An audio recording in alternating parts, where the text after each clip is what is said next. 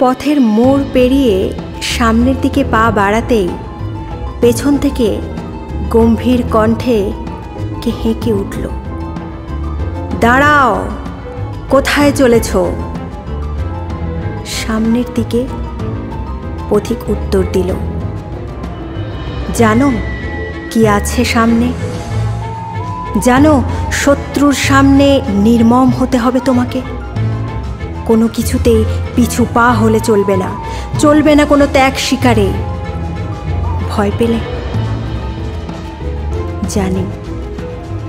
জানো জনগণের কাছে কোমল হতে হবে, হতে হবে বিনয়ী, আদর্শে অবিচল, মাথা পেতে তাদের কাছে শিখতে হবে।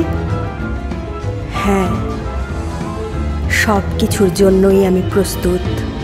কেননা আমি জানি এই সব পেরিয়ে পথের শেষে অপেক্ষা করছে রক্তলাল এক নতুন দিন।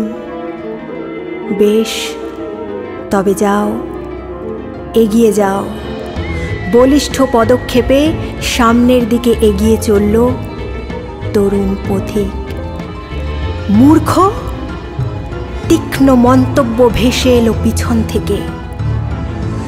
না, মহান! কে যেন পাল্টা জবাব দিল জলদ গম্ভীর কণ্ঠে।